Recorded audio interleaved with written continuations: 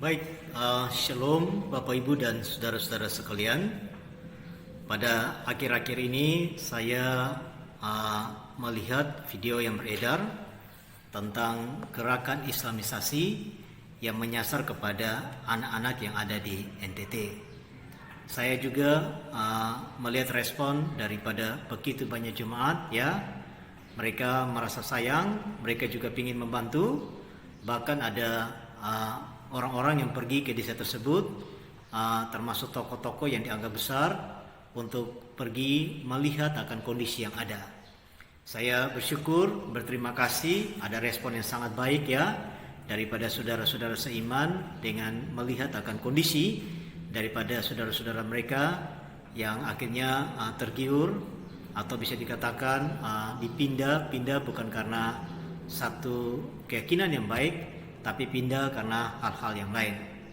Nah, tetapi saya pikir Bapak Ibu, mungkin ada hal-hal yang mungkin akan lebih tepat untuk kita lakukan sehingga bisa menolong akan kehidupan daripada masyarakat atau jemaat-jemaat kita di desa yang begitu cepat berpindah akan keyakinan mereka. Kita tahu kondisi jemaat yang menyebabkan mereka itu cepat pindah. Yang pertama adalah masalah faktor ekonomi. Nah, jemaat di desa adalah jemaat yang mayoritas, bahkan ya itu sangat besar jemaat yang hidupnya miskin. Sebenarnya ini bukan suatu yang masalah juga, karena hampir semua jemaat di desa atau hampir semua penduduk di desa itu adalah penduduk yang miskin. Tetapi yang menjadi masalah adalah bahwa saudara-saudara mereka yang sudah berpindah keyakinan itu mendapatkan bantuan-bantuan yang ada. Misalnya mereka mendapatkan bantuan rumah, mereka mendapatkan akan bantuan bahan pokok dan sebagainya, sehingga jemaat-jemaat kita yang Kristen ini akhirnya tergiur, dan mereka juga menawarkan bantuan itu kepada jemaat-jemaat kita yang Kristen agar satu waktu mereka bisa berpindah akan keyakinan. Bahkan mereka punya sekolah-sekolah yang gratis, dan mereka tawarkan kepada jemaat-jemaat kita. Mereka juga kadang-kadang membantu jemaat-jemaat kita walaupun anak-anak kita masih sekolah di SD negeri atau SD gemit, ya, mereka bisa rela membantu dan berharap nanti anak-anak tersebut satu saat mungkin SMP, ya, dia bisa masuk ke sekolah-sekolah mereka, baik sekolah MIN atau MTS yang ada. Nah, inilah kondisi yang ada tentang ekonomi yang ada di desa. Maka saya pikir kita harus membantu mereka, kita harus menolong mereka. Kita tidak hanya datang membuat KKR, memberikan bantuan, tetapi kita bisa menolong pemberdayaan ekonomi jemaat atau pemberdayaan ekonomi masyarakat atau penduduk yang ada di penduduk Kristen yang ada di desa-desa tersebut. Kita bisa membantu, misalnya mereka punya hasil alam, ada yang punya hasil alam kemiri, ada yang punya asam dan sebagainya.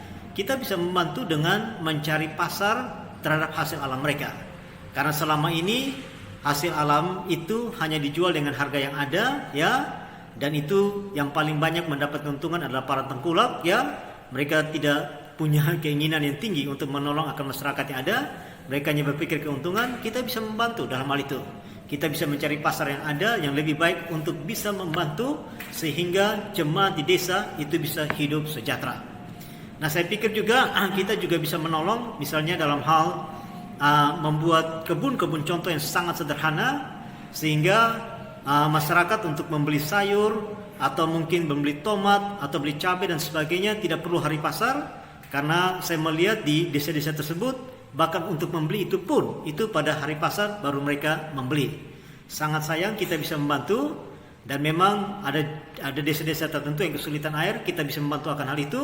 Kita bisa mengirim orang-orang kita untuk datang ke sana, tinggal dengan masyarakat, memberikan satu contoh hidup yang bagus, ya, contoh kebun, cara tanam dan sebagainya, sehingga jemaat bisa mengikuti, dan ini akhirnya bisa mensejahterakan akan jemaat, dan juga bisa menolong jemaat dalam hal masalah gizi, karena tentu dengan satu kehidupan ekonomi yang sangat tidak bagus, maka akan membuat tidak menolong dalam kehidupan gizi daripada anak-anak jemaat yang ada. Nah, itu saya lihat, ya, saya pikir kita bisa membantu dalam hal itu.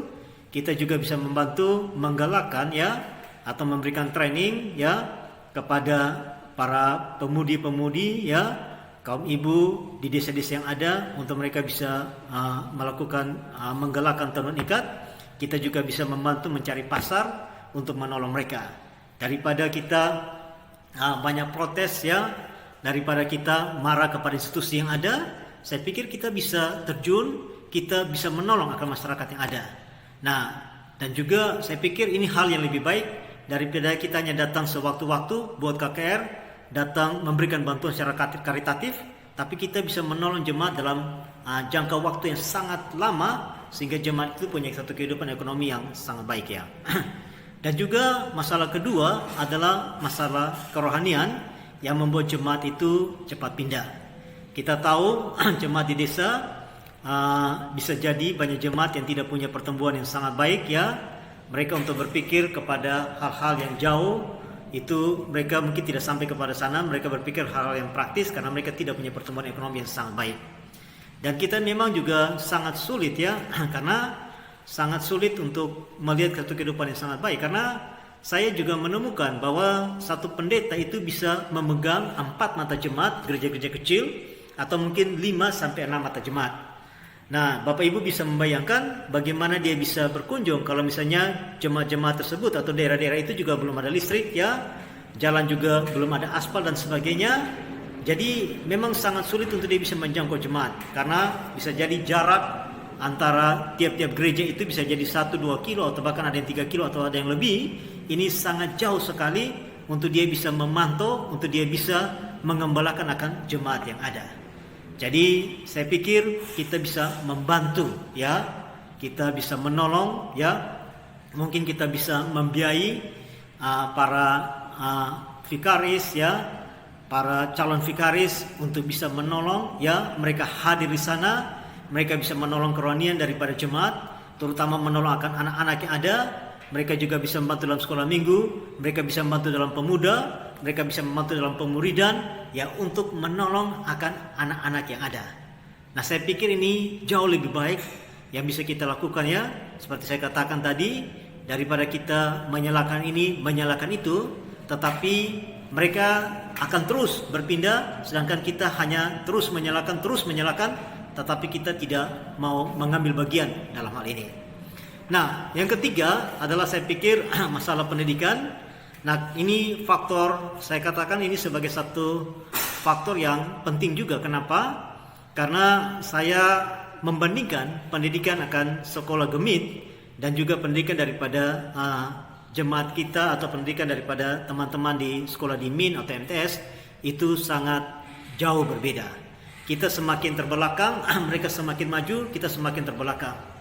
Ya, sekolah-sekolah gemit ya itu tidak mempunyai guru-guru yang punya kapasitas yang menolong ya, dan beban mengajar yang ada ya, mereka tidak punya banyak guru-guru seperti itu. Bayangkan saja terkadang pada saat musim tanam, guru-guru itu seenaknya bisa meninggalkan sekolah mereka, dan anak-anak akhirnya ya tidak bisa belajar dengan baik. Nah, inilah kondisi yang ada.